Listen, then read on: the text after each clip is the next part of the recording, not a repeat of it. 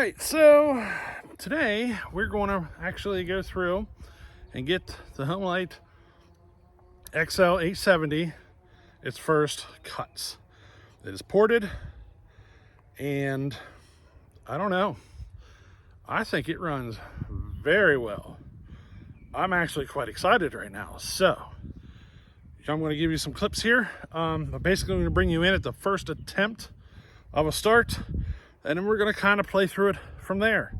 I had to make some repairs, and we're going to take you all the way to what I just finished doing here today. So the first cuts, yeah,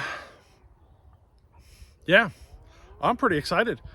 So tell me what you think. I think this thing runs fantastic. All right, it's getting late. I'm going to try to start this. I'm not going to be able to put it in the wood. You know, it's late. It's probably 9 o'clock or so.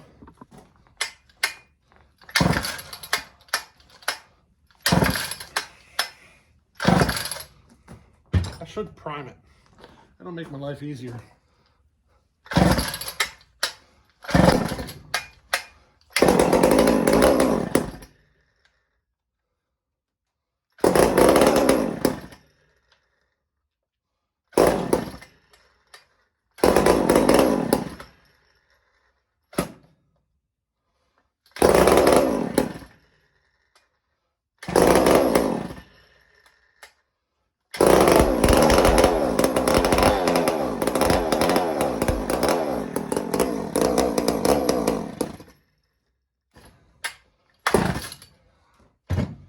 My rope keeps getting longer.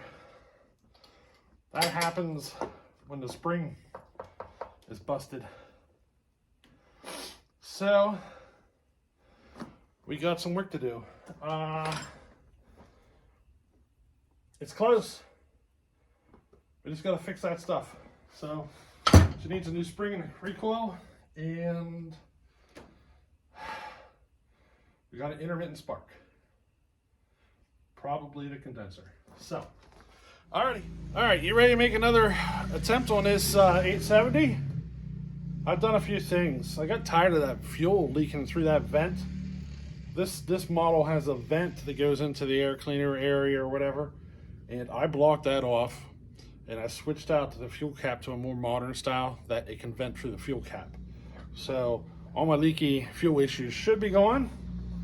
Found a used, but in still good shape, or hopefully, recoil spring, so I had to change it out. The one that was in it broke, so we got a different spring in it. Worked on the ignition, so I've done points, condenser, coil, all that stuff, and we got good spark. The last time it looked like it had good spark, but this time here it looks a little better, so we'll see if she pops off this time. I think that's it. The question is whether or not everything's going to be timed correctly, because these are a mix and match of the ignition system.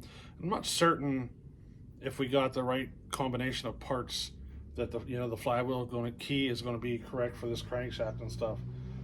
We'll see how she goes. Let's see if she fires. Hopefully we're good. I think we're good. I think we're going to be good. Hopefully she fires. I do plan on doing some muffler work, air filter work, and all that stuff, but for now, let's give her a run.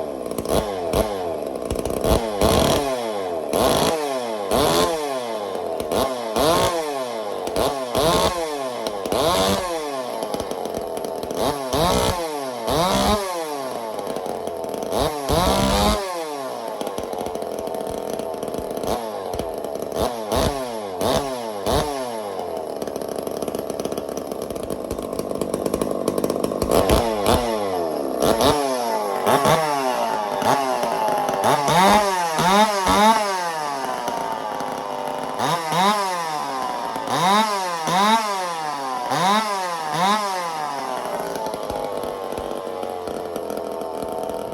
right, she sounds perfect right now, like flawless. I don't notice any mistake or any issues right now. Besides, I had her so fat she would puke it everywhere when I first started it. You know what I mean? I think I had it at 2 full turns, and it seems like it's going to tune up at around a 3/4 of a turn. We'll see how she goes though. She was puking everywhere. I got freaking oil splattered all over my table. But yeah, I'm pretty happy right now. We'll see how she goes. But for now, I'm going to clean that up, and we'll work at putting a bar and chain on her and putting her in some wood. Alrighty.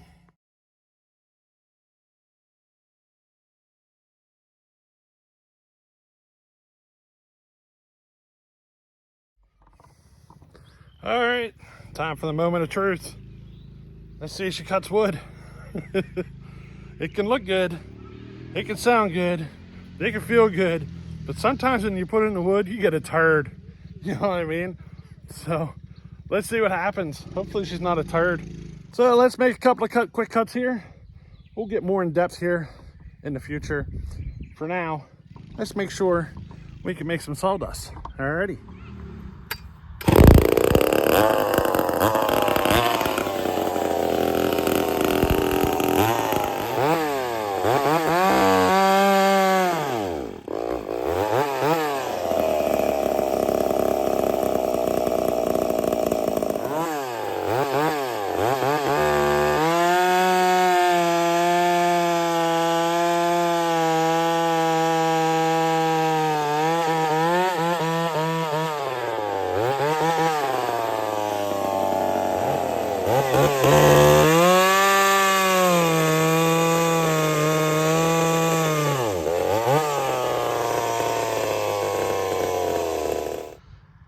So I need to make a tweak to the carburetor, but man, I can already feel it.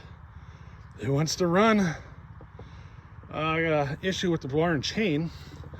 The kerf at the chain isn't enough for the roller nose, so I'll have to put a different bar and chain on it.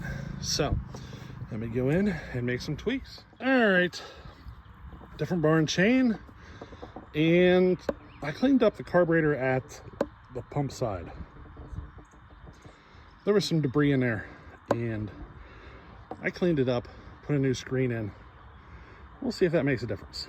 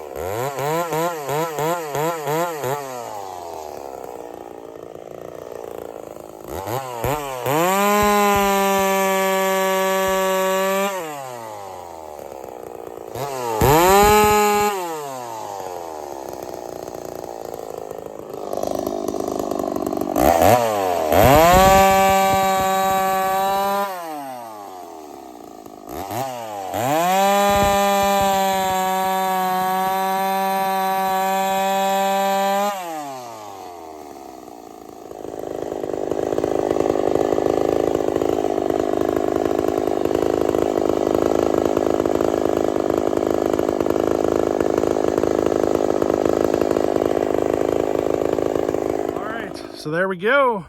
The Homelite XL-870 is up and running. This thing has torque for days. Actually think I'm going to have to take it. It's currently on a 7-pin. I'm taking it to an 8-pin for certain. And I should probably sharpen this chain up a little bit. I don't think the chain's quite at 100%, which is kind of funny because it is a brand new C83. How many people do you hear say that? C83, my thing with C83, the only reason I'm not a big fan of it, well, I'm actually a big fan of C83. I mean, this is the best chain you can get out of the box. The things, the little things, and they are little, the little things that I'm not into is that the rakers are kind of high. And it makes it to where when you dog in, it's kind of like you hit a wall, and it's only going to eat as fast as it's going to eat. And if you try to make a raker adjustment and go deeper, the chain gets chattery, very chattery.